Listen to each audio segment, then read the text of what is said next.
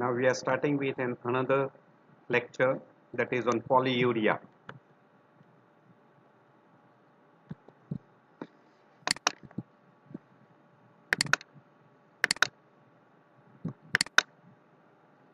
This shows you a picture where there is a lot of flow of water. That is why poly means more, urea means more urine output. So we'll be discussing under definition, etiology, pathophysiology, clinical features, investigations, differential diagnosis and management. By definition, polyuria means increased volume of urine excreted per day. Generally, the volume of urine, if it exceeds more than 3 liter per day, is termed as polyuria. Or you can say urine output more than 5 ml per kilogram per hour, or you can say more than 2 liter per square meter area per day. Now you will have to differentiate 3 liters per day from increased frequency. So you will have to collect urine for 24 hours and measure the total quantity, and that will help you to differentiate between increased frequency and polyuria. One variety of polyuria is called pathological polyuria, where polyuria is caused by the disease of the kidney or disorder anywhere else in the body, like diabetes mellitus, diabetes insipidus, liver failure, etc. Pharmacological polyuria means because of increased administration of fluid or by medication like glucocorticoids or diuretic, if there is an increased production of urine, that is called pharmacological polyuria.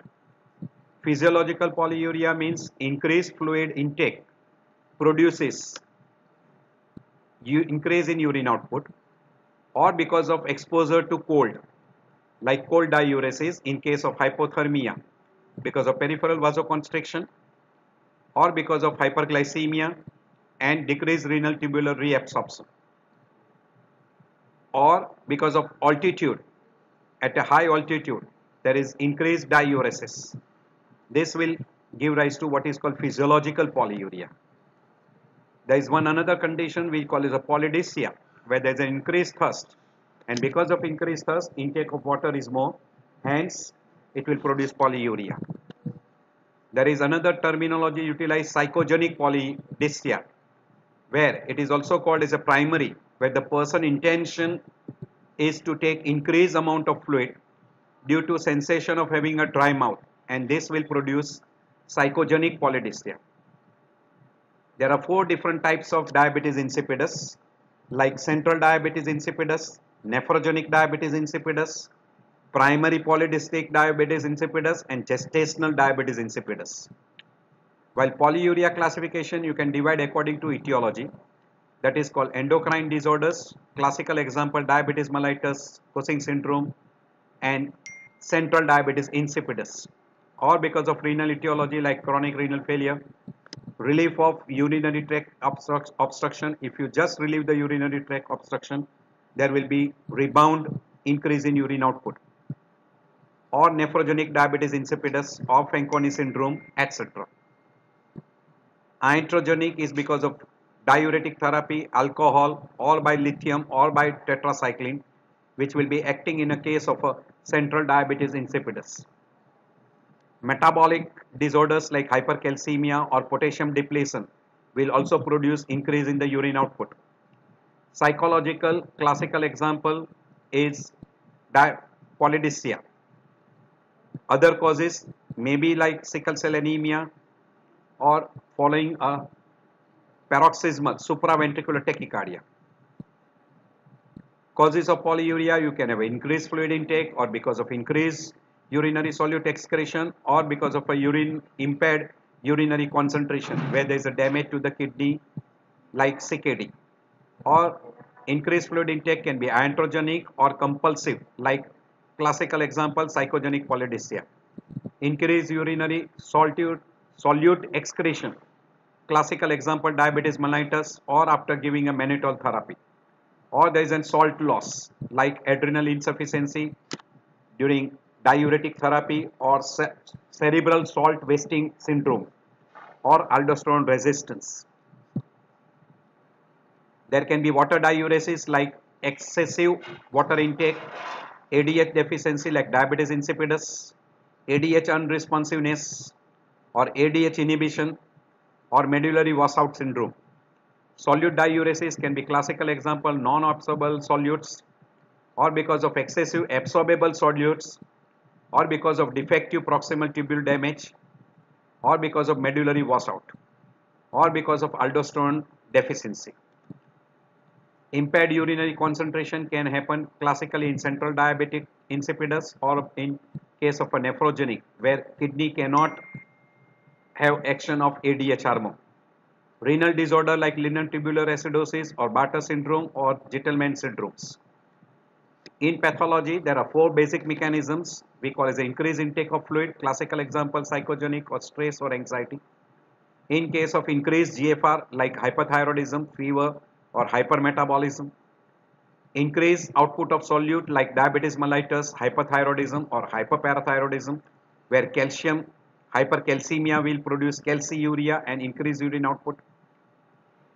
In case of diuretic because of an increased solute at the distal convoluted tubule, and in case of a kidney to reabsorb water in distal convoluted tubule like central diabetic insipidus or nephrogenic diabetes insipidus or because of drugs or in a case of a chronic renal failure. In clinical features, because of increased urine output, the person will have an increased frequency during day and night. If you calculate the 24 hours urine output, there will be increased urine output more than 3 liters or we call more than 0.5 ml per kilogram per day. Symptom signs of basic etiology depending upon the etiology which produces polyuria or hypotension because if the loss is more than the input, then person will develop a hypotension and may develop a symptom signs of hypotension. Now, polyuria is a symptom. So, if you want to approach to a polyuria, you will have to take a good history. You will have to ask all these following questions like increased volume. Is there increased volume or frequency? It is associated with polydipsia. Is there any weight loss? Because it will be very common with malignancy and diabetes insipidus. Family history of diabetes and diabetes insipidus. Past history of neurosurgery, meningitis or head injury. Or there is a psychiatric illness in we call cerebral wasting disorders. Drugs like diuretic, if his person is on diuretic, lithium, which is very commonly utilized in psychogenic disorders, analgesic abuse, vitamin D, which will produce hypercalcemia, which will also produce polyuria. Nephrotoxic drugs, recurrent infection will be very common in diabetes. History of hypertension, CKD, hypercalcemia, or urinary tract obstruction, which has been relieved recently.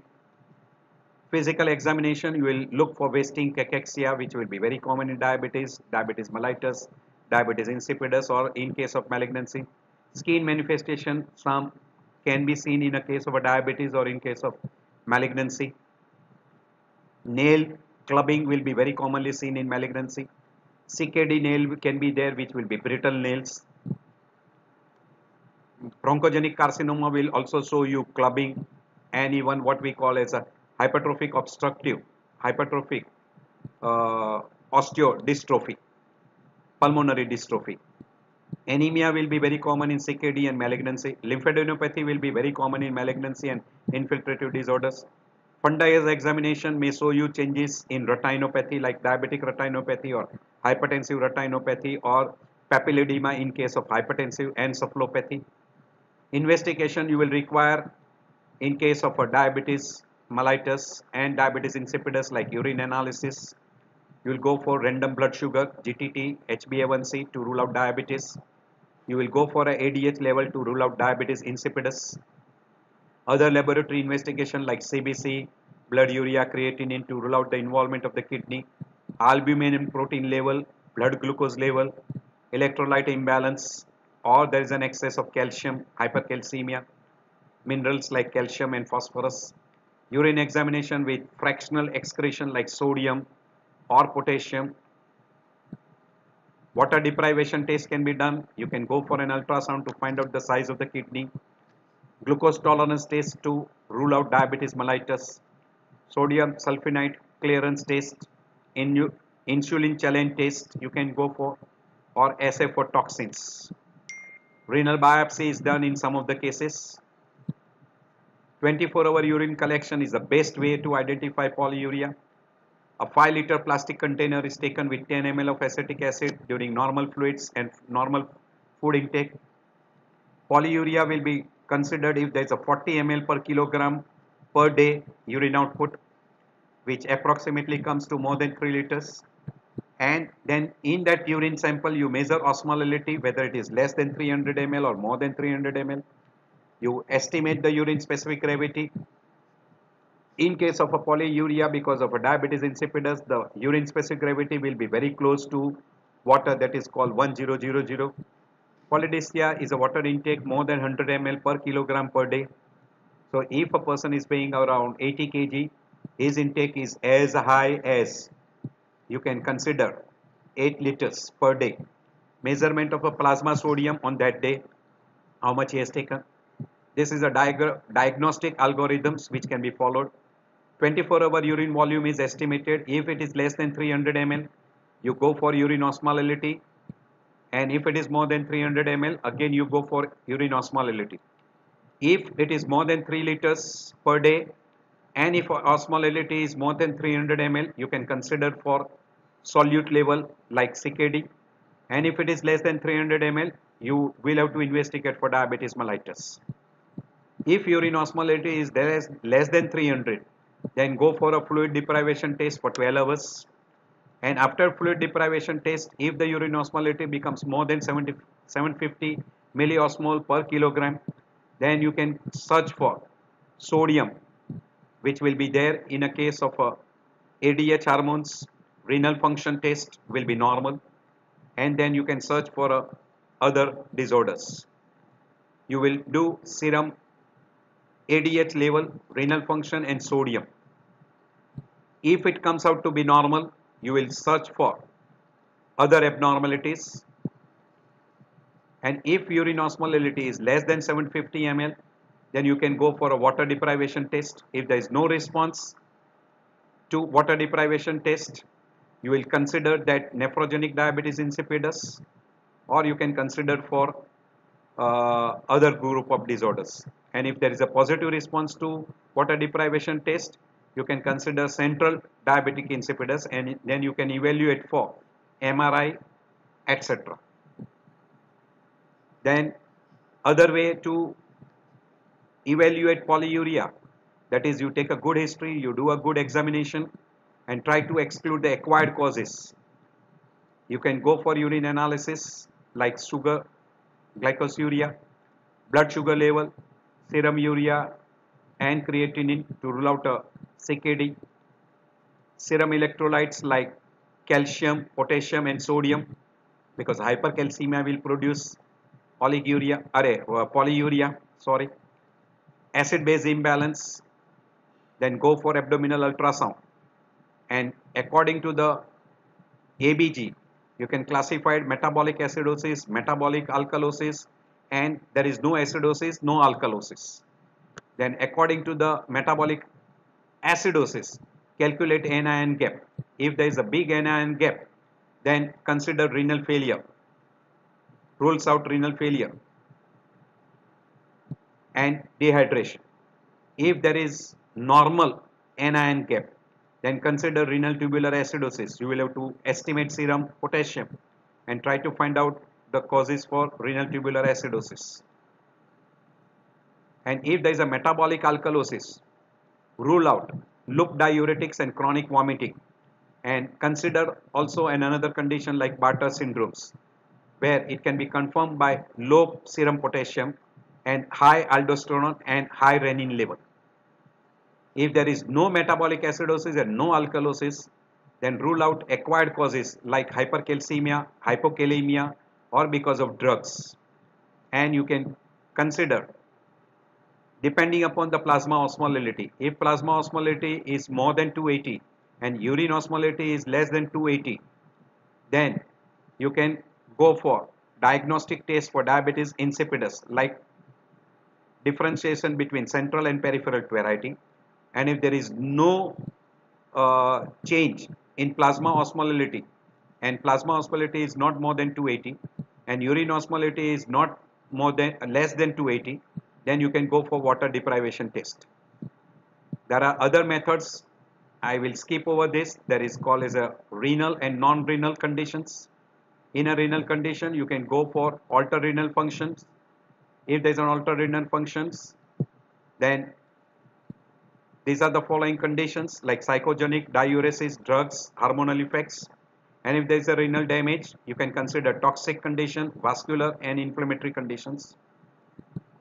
And in a non-renal conditions, then you can go for a specific gravity, etc. This is a water deprivation test. In a differential diagnosis, you can consider differentiate between endocrine, renal, iatrogenic, metabolic, psychological and other causes. In management, you will have to, mainly in case of a central diabetes insipidus, you will have to give a fluid therapy so that person doesn't go into hypotension. You can replace ADH by means of a vasopressin analogs or aqueous vasopressin. While in a case of a nephrogenic diabetes insipidus, the treatment will be depending on the acquired nephrogenic diabetes insipidus or a congenital diabetes insipidus. Because congenital diabetes insipidus is very difficult to treat. And depending upon that, you will have to adjust the calorie requirement, osmotic loads, etc. And some conditions may be benefited by giving certain pharmacological treatment like thiazide diuretics, indomethacin, or high dose of what we call as a vasopressin therapy. Combination of indomethacin is sometimes very useful. Complications, very common. Complications is dehydration and hypotension because of hypovolemia. Here I end the slides show. I think you will love it.